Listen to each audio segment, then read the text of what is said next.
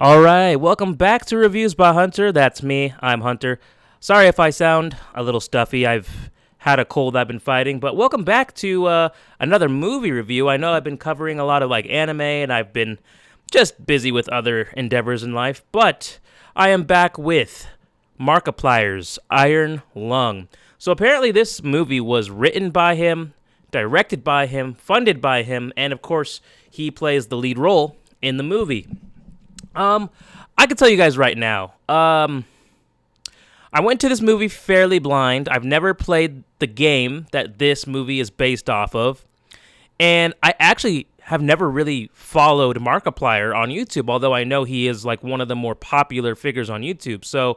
But I heard some good things about it and wanted to check it out. Having said that, Iron Lung is a sci-fi horror based off an indie game made by David Szymanski. Hopefully I pronounced that correctly. And basically, in the future, all stars and planets have mysteriously vanished. Only a few survivors remain at different isolated space stations, I guess, throughout space, throughout the universe. I don't know how close they are all together. And a convict, who is played by Markiplier, he's given the chance to become free if he pilots this submarine called the Iron Lung through an ocean of blood on one of the remaining moons in space. His job is to basically take photos at the bottom of the ocean with this X-ray camera that he has and report back on his findings. Now, sounds pretty badass just from that little synopsis. Honestly, when I first read it, I was like, that sounds pretty cool. I'm in. I ended up not loving this. When I was making my notes for it, my what didn't work for me section is much longer than the things I actually enjoyed about the film. And so I want to just get right into it, okay? I know Markiplier is a huge YouTuber, but I'm going to try to be, I want to be as objective as possible and not just because he's a big YouTuber say, oh, well, it's a 10 out of 10. You know what I mean? But let's just get right into the what did not work for me. First of all, this film was way too long for how little happens in the first act of the movie. So little happens, it's actually infuriating. For the majority of this movie, really the entirety of the movie, we, the audience, are only given the viewpoint of inside the submarine. Markiplier's character, who, again, there are going to be spoilers in my reviews, as always. Markiplier plays a convict named Simon. And it really was never, this is one of the other big problems I have with this movie. It didn't do a great job explaining, or rather, it didn't do a good job showing what Simon did to become a convict. This movie tells you a lot of things. It tells you that he's a convict. It tells you that he's manning a submarine through an ocean of blood. It tells you that all of these planets and stars have vanished. I just wish it showed us more of it. This is the exact same issue I had with another movie from last year, horror film, based off a video game, Until Dawn. There was so many moments in that movie where I'm like, stop telling me, show me. That's why I came to watch the movie. And at 2 hours plus, it was so frustrating how it just, I had a hard time getting immersed into this film. I really, really did. The first half or so, to me, clearly would have been more entertaining as a game, rather than watching Simon really hardly do anything. It's just him in the submarine, so it's not like he's interacting with other humans there. The only communication and interaction that you really get in this film is with these people that are on the other end. They're the people that are forcing him to go down in this Iron Lung submarine, and they're usually on comms. And so he'll talk to them through comms, and then a lot of times the comms will get interrupted the lower he goes, or something will happen and it'll get interrupted. It feels like that kind of was a bit repetitive as well. And it's just very vague throughout the whole story, to the point that I genuinely didn't know what was going on. And you're watching a character who doesn't know what's going on, so you as an audience member are pretty confused. I've seen a couple of reviews from people or comments from people that said that they've played the game, and they said that this was a great adaptation, and they said that this movie was amazing. I've never played the game, and although I love sci-fi and I love horror, This was a little bit too artsy for me at points, and just way too. We're just gonna leave it up to the imagination of the viewer and not explain basically anything. Yes, there are things that you can kind of connect the dots on, but golly, it doesn't give you very much to go off of. Like I said, I checked my phone multiple times during this because I was like, when is this movie going to be over? I had a hard time getting into it. And I also didn't know what the main character was fighting for most of the movie. Like at some point they're like, well, there's this data that you need to go find and it could save all of us, but it doesn't even tell us how, let alone show us what it can do. We just know that they want him to do this. They also have this slogan throughout the movie, which is always happens in like post-apocalyptic dystopian type of movies, where the girl that we later learn her name is Ava, she says, it's bigger than me, it's bigger than you, it's bigger than us. And she says this at least like 3 or 4 times in the movie. And I'm like, what is bigger than us? What is bigger than you? I don't know what's happening. All I know is what you've told me, and you've shown me nothing else. So that was frustrating. And it just needed more shots of the submarine going through the blood for the audience to see. I get it. His character can't see anything because there's zero visibility, and the only thing he can use to see anything is the X-ray camera. That's it. But myself as an audience member would have loved to see the submarine going through this blood ocean. What else is in the ocean? Are there monsters lurking? Which I know was another big part of it. Is they're kind of trying to play on that psychological part of, is there something down there? Is it supposed to be down there? Do they know it's down there? How dangerous is it?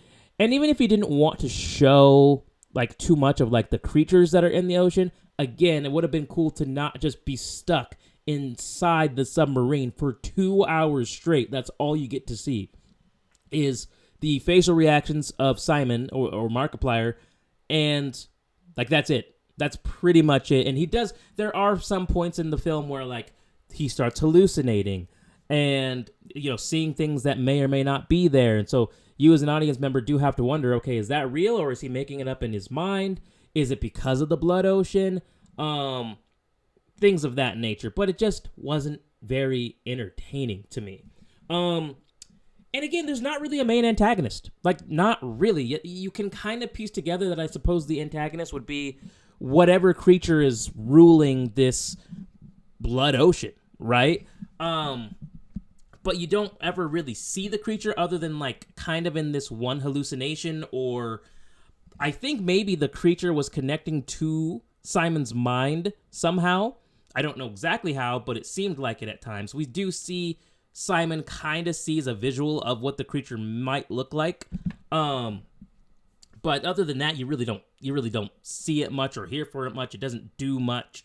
Some other things that didn't work for me as well is that like nothing about the soundtrack really blew me away. Like I'm not really remembering anything that I thought was super, you know, that added to the atmosphere or the tension or the suspense necessarily. It did feel a little bit generic on the soundtrack part of things.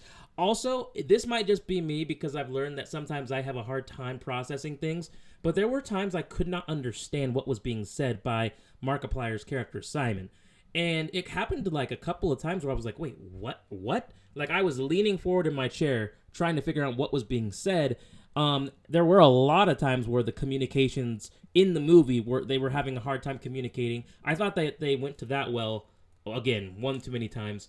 And near the end, like it does start to ramp up a bit, but literally going from nothing happening to anything. If he would have started juggling, that would have been more him doing more than what I felt he did through most of the movie, just as the character. I did not love the shaky cam. I did not love that shaky cam near the end where he's like fighting maybe what is a monstrous version of himself. I thought that from what we saw, like the body horror elements of that did look good, but I'm never a fan of shaky cam. I remember they did that in one of the Marvel movies a couple years back for like 5 minutes straight in the beginning, and I hated it. I don't think it's an artistic choice to just shake the camera around as much as possible to where I can't see what's happening. I didn't pay to come see that. You know what I mean? So let's get to what I did like about this movie. Well, pretty good acting from Markiplier. I thought that maybe in the first act you could kind of tell like there are parts where it's like, okay, he is trying to act. But honestly, as the movie goes along, it feels like he was pretty darn good, and he does have a good performance as Simon. I just feel like Simon himself isn't. There's not much to work with. You know what I mean? When you're just in this one setting, he can't interact with any other humans. We can't even really see what his reaction would have been to the monster, because I don't think he ever sees the monster other than the hallucination, right? And I did feel like the passion was there. It clearly seems to me like Markiplier really put a lot of thought and effort into the film. I just don't think this one was for me, because I think that's really what it comes down to is I didn't feel entertained personally, and I've noticed about myself, I'm not the biggest fan of cosmic horror, which is what this starts to lean into, because it becomes so ambiguous sometimes that I'm like, well, why did I come watch the movie if you can't give me anything to latch onto here, anything to come away with? There was not really any memorable scenes throughout this entire film. There was some lighting near the end that at least seemed creepy and it gave it some atmosphere. And another thing was, I did like that the refusal to share knowledge with Simon, the people that are sending him on this mission, and he ends up blasting one of them with radiation because he didn't know that it was going to do that, and they're pissed at him. But even in that scene, we barely see the aftermath of what happened when he just blasted this guy with radiation, and it instantly caused him to have like these terrible effects. Didn't know if he was unalived off screen or what.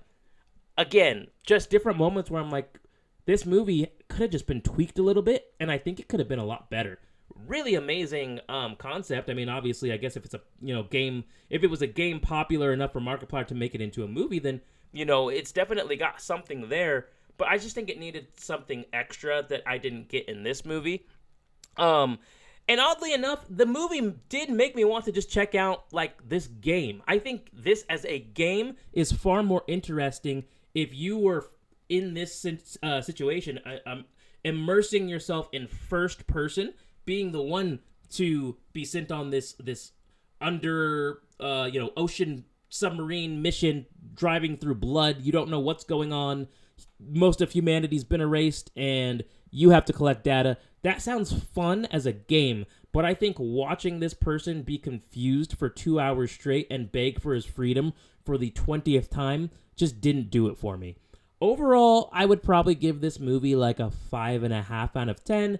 I did look it up here, and on Rotten Tomatoes, it does have a 61%, and IMDb did give it a 6.5 out of 10.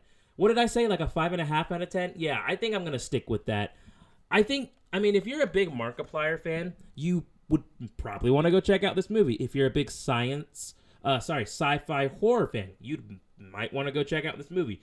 If you're into cosmic horror with a little bit of artsiness to it, you'd probably enjoy this movie. I just ended up, these things together for me in this film wasn't my personal favorite, but it's certainly not the worst thing that I've ever seen or anything like that. It just is a little bit, there's far too little action and far too little,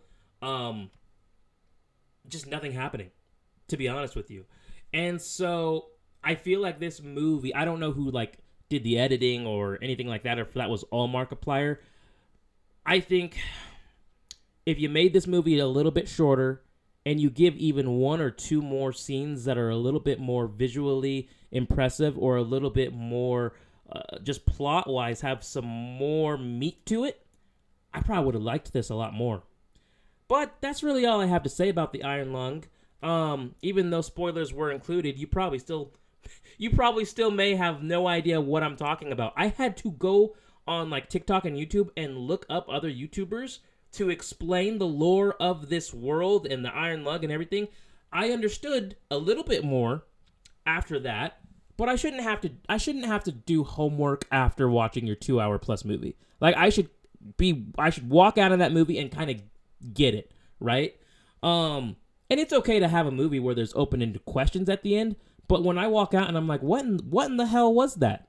What did I just watch? What was this even about? Who, what, how, where, what, when, why? I shouldn't have that many questions. But guys, Thanks for watching this review, especially if you stay to the end. Like it, subscribe, share it with your friends, share it with your cat, share it with your family, share it with your goldfish. Just share it if you would be so kind. And I'll see you in the next video. Take care, guys.